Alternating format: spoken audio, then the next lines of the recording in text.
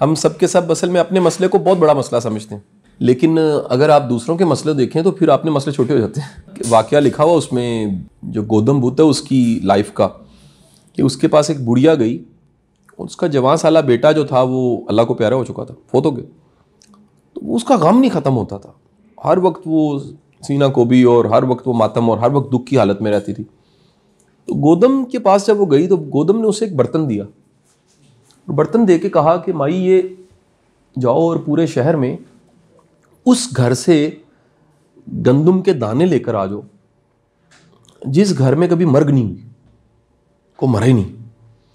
तो वो को 2-3 दिन बाद जब पलटी तो दाने कोई नहीं थे, लेकिन मुतमईन बड़ी थी। तो गौतम ने कहा क्या हुआ? उसने कहा जी दाने कोई नहीं मिले, लेकिन मुझे इत्मीनान आ गया। उसने कहा कैसे? उसने कहा मैं जहाँ गई हूँ वहाँ मर्ग हुई थी, कोई ना कोई अल्लाह को प्यारा हुआ था। तो ये जब आप ज़िंदगी की रियलिटीज़ को समझ जाते हैं कि ये हैं ही हैं, फिर आपके अपने दुख और गम छोटे हो जाते हैं। मसला ये होता है कि हम अपने गम के साथ, अपने दुख के साथ, अपनी तकलीफ़ के साथ गुत्थम गुत्था होते हैं, उसका साइज़ इतना बढ़ा देते हैं। इसी वजह से ये गिला शिकवा, शिकायत, कंप्लेंट करना ये मना है, ये कोई पसंदीदा अमल नहीं है दीन में भी, और दरवेशी में तो बिलखसूस। दरवेशी में तो आपने लब सीने हैं आपने अपने सीने पे जितने ज़ख्म हैं उनको छुपाना है। आप कह लीजिए कि आपने बड़े मुनाफिकों की मुनाफिकत को भी छुपा लेना कि यार ये कौन है, कि चुप ही रहो यार, ये इसका और कोई हल नहीं है। और कई लोग सबक होते हैं, उनका कोई और रोल नहीं होता आपकी लाइफ में, उन्होंने फ़कत सबक बन के आना होता। वो आके आपको एक मज़ा चखाते हैं और निकल जाते हैं। अब आपका आर्ट होता है कि आपने सीखा और फिर भी आप एतबार करते हैं, ये बड़ा है।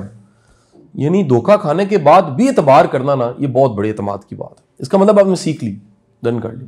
कुछ लोग तो बदजन ही हो जाते हैं, बल्कि ज़्यादातर बदजन हो जाते हैं, वो कहते हैं सारी ख़राब है। तो ये इतने ख़राबों में से कुछ सही ढूंढने आपने, दिस इज़ लाइफ। ये सारे जो ख़राब नज़र आ रहे हैं इसमें से कुछ सही हैं, वही असल में है। हमारे उस्ताद मोहतरम पीरो मुर्शिद वासिफ अली वासिफ साहब, आपके बिल्कुल आखिरी अयाम थे, तो आपको एक वो सर्जरी के लिए यूके जाना था। तो ये वाक़या मेरा ख्याल है इंतकाल से कुछ चंद दिन पहले का है। उस ज़माने में अगर आपके बचपन की कोई याद हो किसी को रुखसत करने की एयरपोर्ट से, तो जहाज़ नज़र आता था, यानी सवारियाँ वो जाती हुई और वेव उस।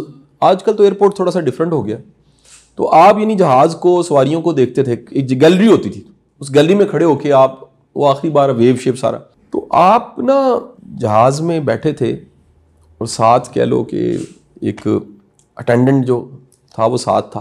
तो आपने ऐसे देखा तो एक जमगट्ठा सा था मोहब्बत करने वालों का।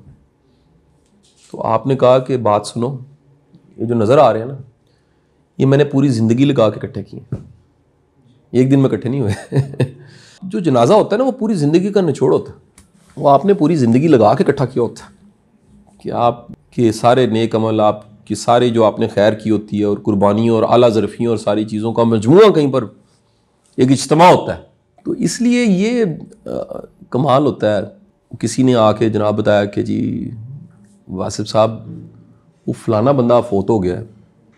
आपने कहा चलो जी उठो जनाजा पढ़ने जाना। वो दूसरे ने कहा जी वासिफ साहब ये सारी ज़िंदगी आपका नाम ख़राब करता रहा, सारी ज़िंदगी ये प्रोपेगेंडास करता है, सारी ज़िंदगी आपके बारे में झूठ बकता रहा। आपने कहा इसीलिए तो जनाजा ज़रूरी है पढ़ना। उसका अमल था जो मेरा अमल है मैं नहीं छोड़ सकता। ये नहीं हो सकता कि अब्दुल्ला बिन नबी का अगर पढ़ा जा सकता है तो फिर ये कैसे हो सकता है उसका जनाजा छोड़ दिया जाए। तो ये इस पे बड़ा शानदार आपका ना एक पंजाबी का शेर है कि बाहरों चिट्टे अंदरों काले, ए बगले में आपू पाले तो ये अब जब आपको समझ आ जाए ना कि ये खोटे सिक्के ही सारे चलाने हैं यानी ये नहीं हो सकता। वो कहते नहीं पुलिस ठीक कर दे, तो मैं अक्सर मजाक से कहता हूँ कि वो यूके से ले आए, वो भी यहीं से आनी है ना। आप ही में से कुछ पुलिस है, कुछ जज है, कोई फौज है, कोई ब्यूरोक्रेट है। तो इसी तरह आपकी ज़िंदगी में ये जो लोग हैं ये आप में से ही हैं कुछ, तो इन्हीं के साथ ही चलना।